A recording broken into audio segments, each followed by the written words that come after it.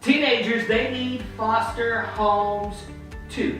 We'll talk about that today. The conversation starts now. Only on Foster TV.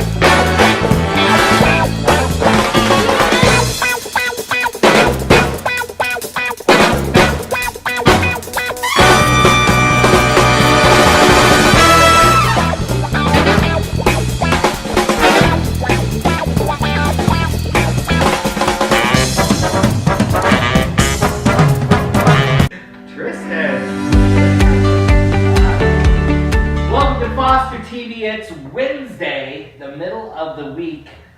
Oh, Tristan and I are so excited because at the middle of the week, that always means that we're getting closer to the weekend. Exactly. And so that means we have fun things happening and good things going on. I always like it because I get to spend more time with my kids and I have a little extra help around the house because Ethan is home. So that's always nice for us. Do you try new things? Oh, I'm always trying new things. If it comes to activities or going out to eat, anything. Really? Yeah. We went, so you know I'm vegan, Mm-hmm. and I've been vegan for a while. But so we're always trying new foods because some people think that vegans, we don't have a lot of options, but we really do. So the other night we went for Lebanese food. Oh my gosh, that stuff's good. Yeah. One of your favorite restaurants? I wouldn't say it's my favorite. We go to a place called Van Gogh's, which is Dutch food, like from the Netherlands and stuff like that, and that's really good. I like that place a lot.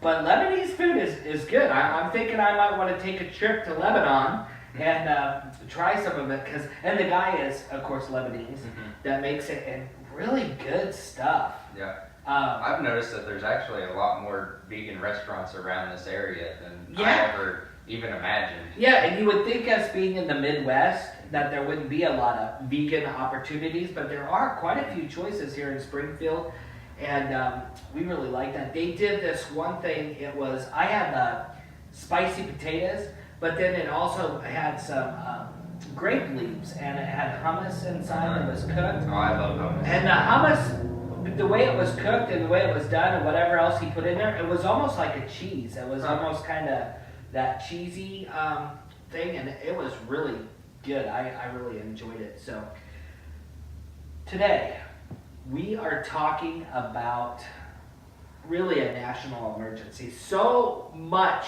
in the news right now talking about national emergency this and national emergency that. But really, when I think about foster care, this really is a national emergency. We have hundreds, Thousands. and thousands, and thousands, and hundreds of thousands of teens in care. And the national emergency is we don't have enough foster homes. And a lot of these teens, they don't qualify for a residential, but we're putting them in residential because we have no other place to house them. And my fear is they're learning things in residential from being around a residential facility and working in those.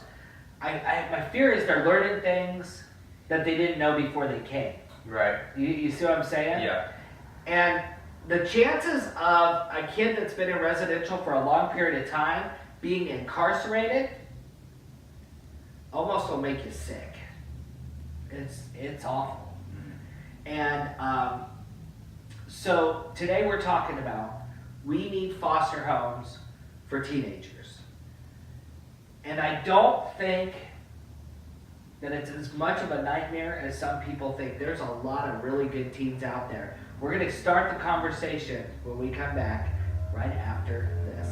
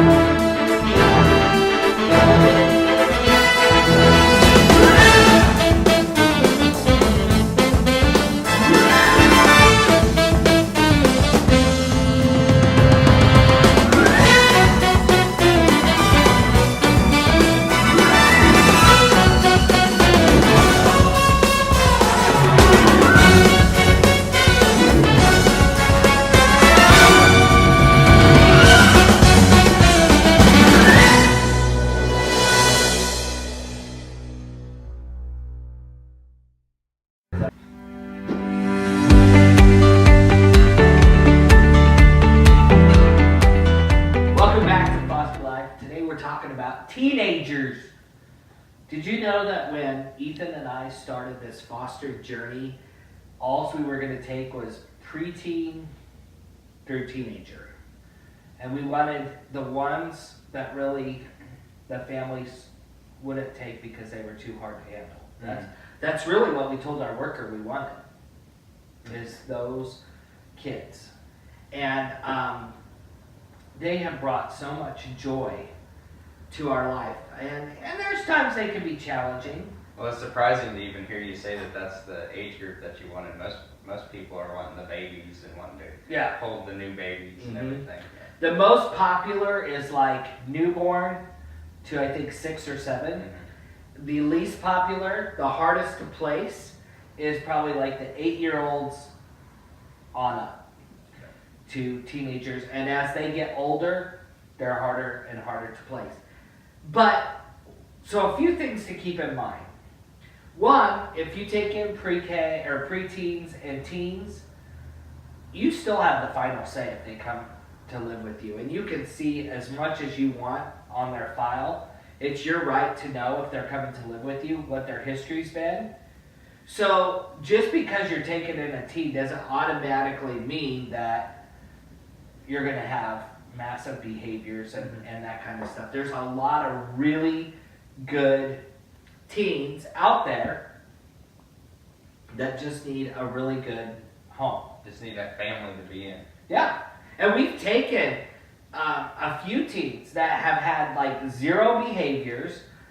They can be teenager, roll their eyes at you or, get mad when you tell them to go do a chore or something like that, but no major behaviors. And one of those teens that I took him in when he was 17. He was going to be 18 in like 6 months. Mm-hmm. And he's like my best friend. He's adopted now. And I mean, if you know Brian, my son, we do a lot together. We hang out together. Oh yeah, we're always hanging out, and because he was older when we got him, he's like my best buddy, and we hang out. We do a lot of stuff together, and he would rather hang out with his dads and his family than hang out with friends or whatever. But he for a while he didn't have a family, so he's really kind of into that.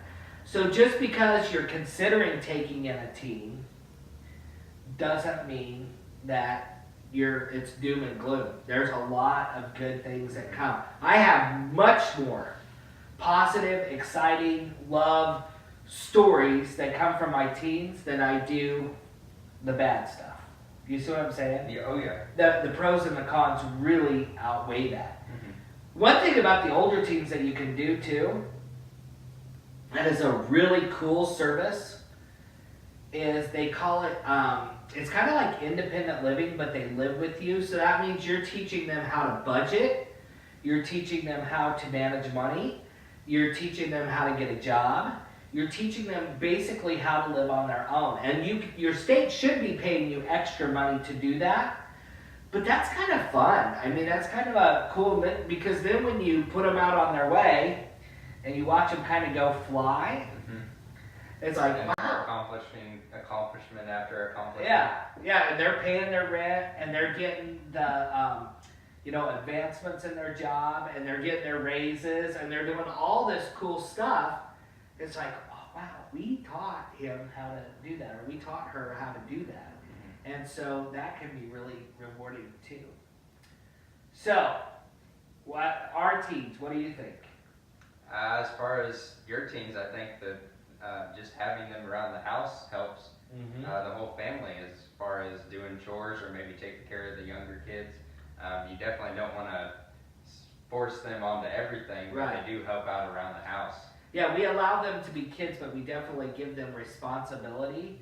And I'll tell you what, with the boys that we take that are really elevated needs and they have high behaviors, my little babies kind of mellow them out. And you see that with them because they start developing a bond.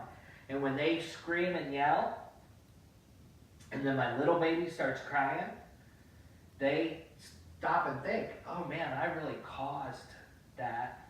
And so then the next time they're like, they kind of adjust and they do better as well. We're talking all things teen.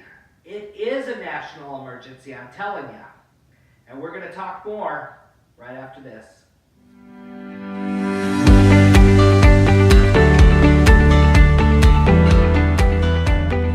Hi, I'm Courtney. Join me every Monday on Foster Life, and we'll get the conversation started. We're black today.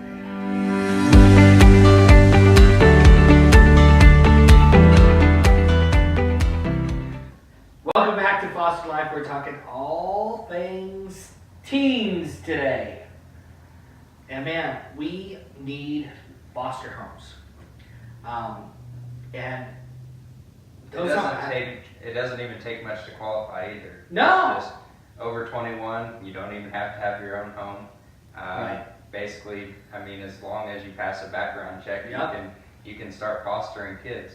And even if you don't want to take care of a baby and you're 21 already, yeah. and you don't want to have the baby issues, you can just go ahead and foster somebody, teenager, 13, 15 years old, Yeah. and just teach them the basics of everyday life. Mm-hmm.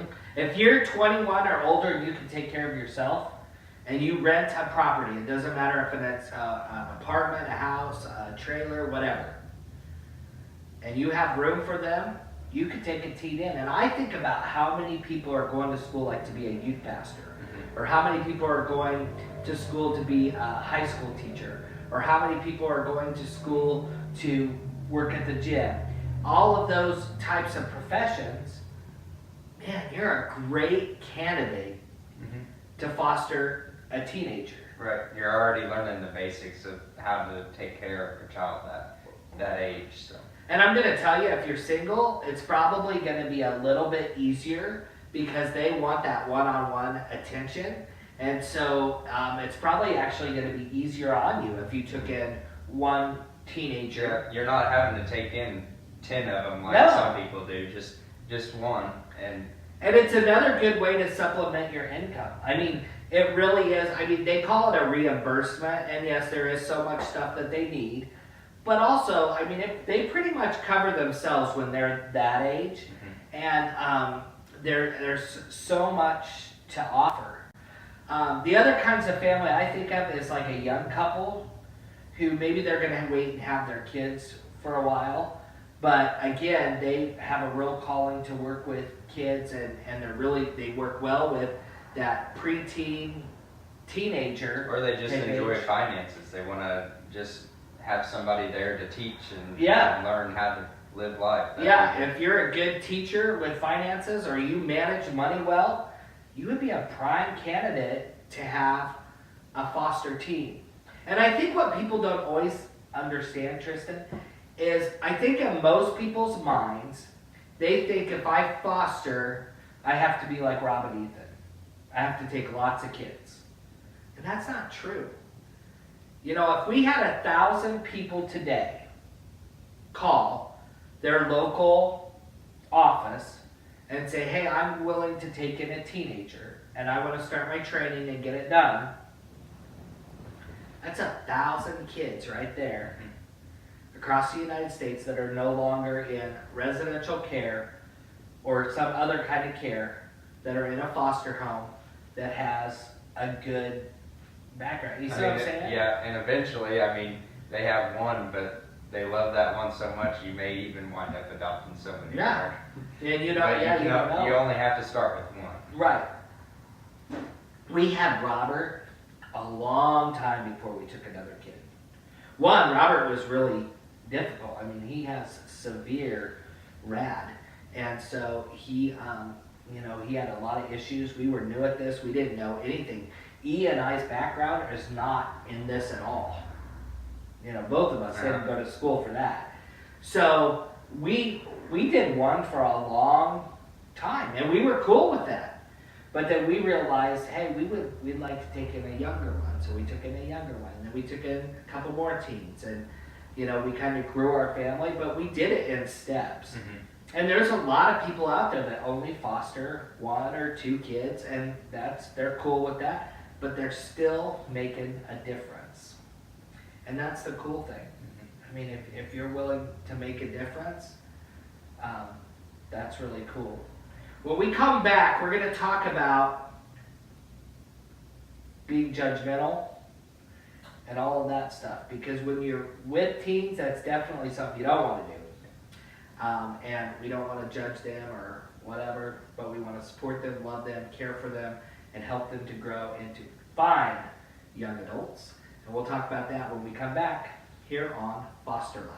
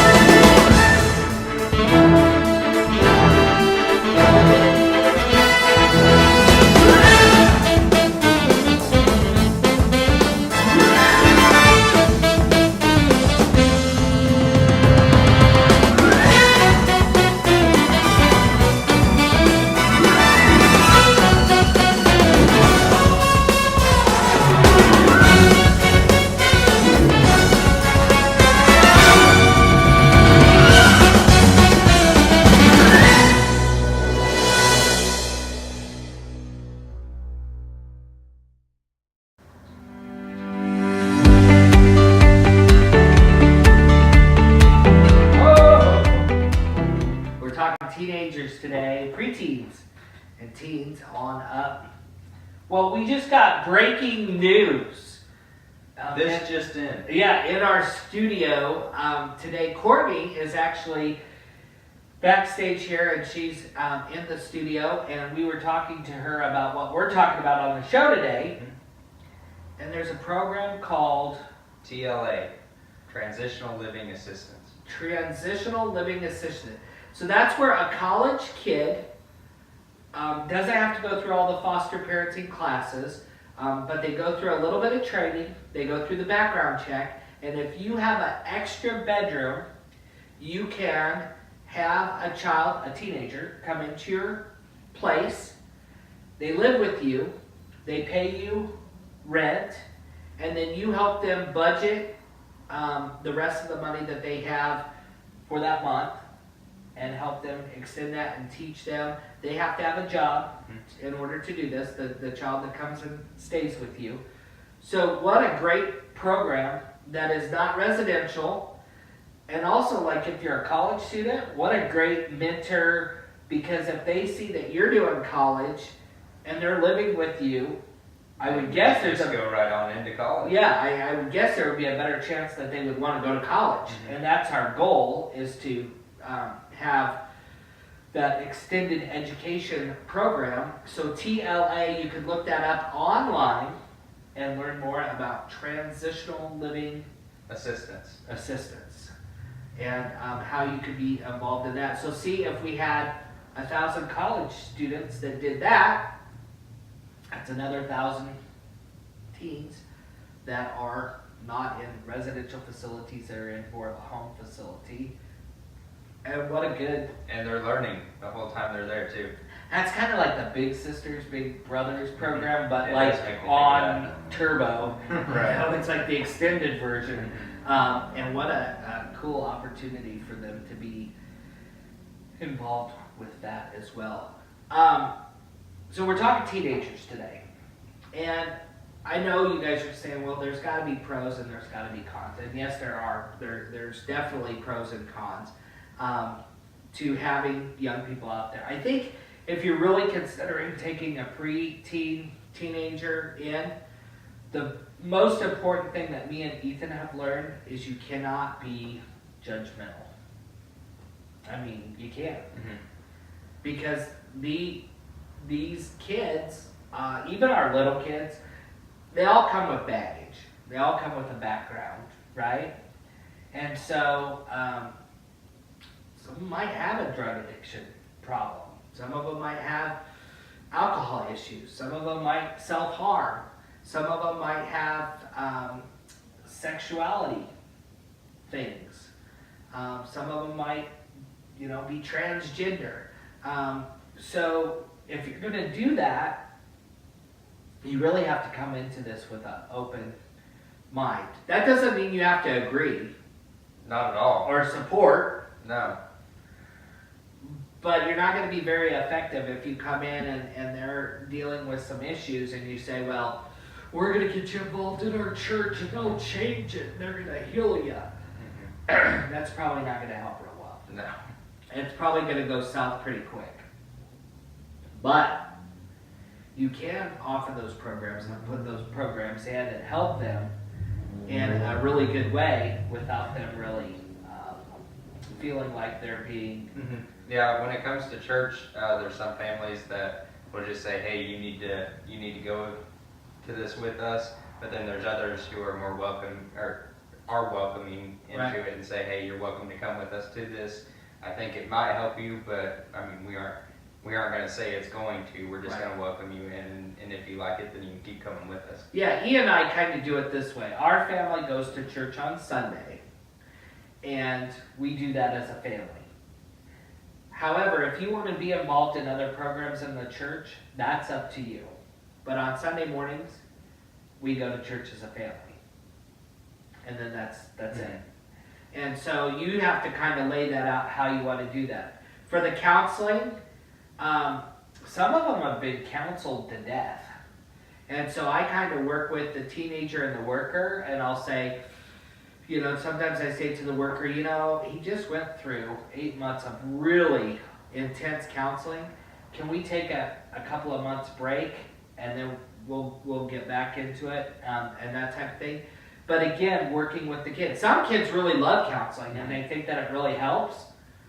Unfortunately, some kids really hate counseling, and they feel like they're just ripping up old scabs every week, and then they have to deal with all this old issues and stuff. So you really have to have that open mind to work with them. And although we find with our older kids that structure is really important and that they really thrive with a lot of structure, we also know that my expectations don't always work for every kid. You're going to go to counseling on this day, you're going to go to this program on this day, you're going to do this on this day, you're going to be involved in sports, you're going to do this, you're going to do that, you're going to do that. It's just kid by kid. And you kind of have to, we kind of approach things more like,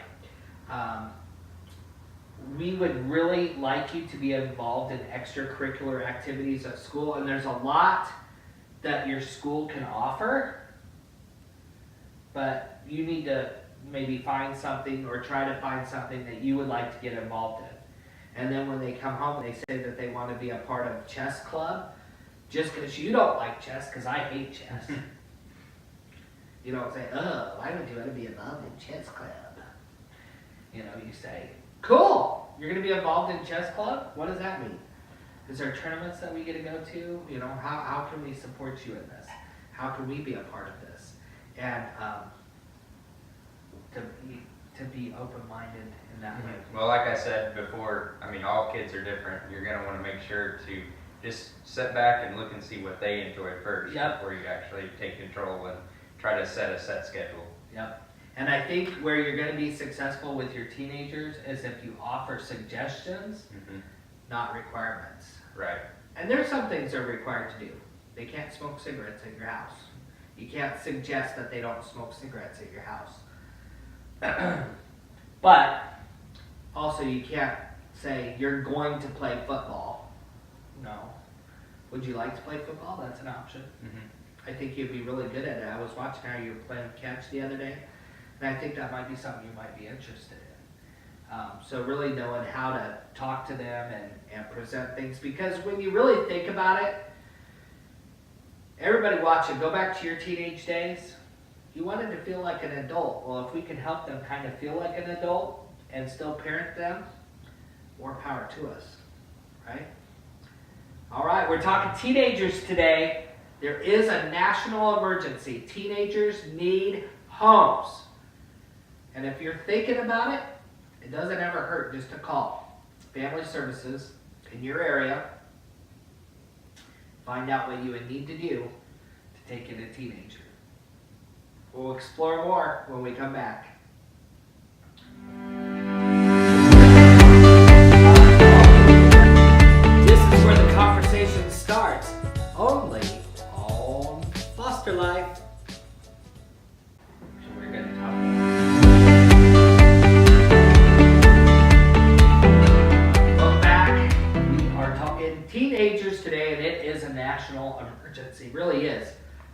I'm not playing when I say this. We got too many teens in care, and we have not enough homes, and residential is not the answer. I don't care what you say. Residential is good for some situations, but for this situation, it's not it. It's not the answer. 20,000 kids will age out between 18 and 21 Every year. every year. 20,000 teenagers. It's a lot of teenagers aging out of foster care. Here's my worry. Did we train them appropriately? Are they really ready to fly out of the nest? 20,000 every year? Yeah. I don't think so. I don't know. And if we're not, we got to do better. As citizens of the United States of America, we need to do better. And if you watch worldwide, I'm probably sure in your country, you need to be doing better too. That's why you're watching. But I'm saying here in the United States, we need to do better. Here's another option.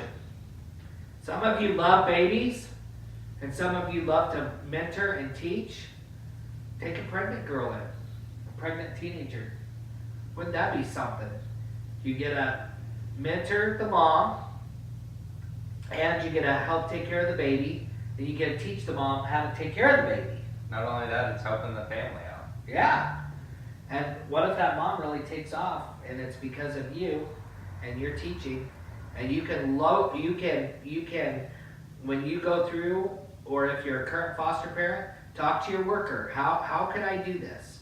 Because your state should have a program where you can take in a pregnant teenager and mentor her and help take care of the baby and hopefully get them set so that they can fly on their own as well. March 2nd, we're going to be live in Branson, Missouri. for our spring break, and we're excited about that. On those shows, one of the things we're going to be talking about is really good places that are economical, that you can vacation, that are really good for families. And so I think that's going to be a fun show. Yep. I know I like vacations. Oh yeah, me too. And we're going to have music. We're going to have prizes. We're going to have food. You can play indoor mini golf. We're going to have all kinds of stuff there. Foster families, if you are local here or around the country and you want to come to Branson and be there March 2nd to help us celebrate foster life and spring break, $5 to get in, and that gets you mini golf and all of that stuff. And we would love to meet you. You get to be a part of the live studio audience as be well. a part of the live studio audience, and what a learning experience for your kids. And it's always fun when we have people. We have people in our studio right now watching. And it just makes it more fun to do the show, I think, when we have people here. We will see you coming up Friday on Foster Life. I think we're going to be talking some baby stuff again. I'm not sure, but we'll see you Friday. Until then, be safe, enjoy life, and if you're thinking about fostering, or you're a current foster parent, and you're thinking, you know what, I think I could take in a preteen to teenager, give your licensing worker a call. Or if you're thinking about becoming a foster parent, just call your local family services in your county, and they'll tell you what you need to do to get licensed. We'll see you next time on Foster Life.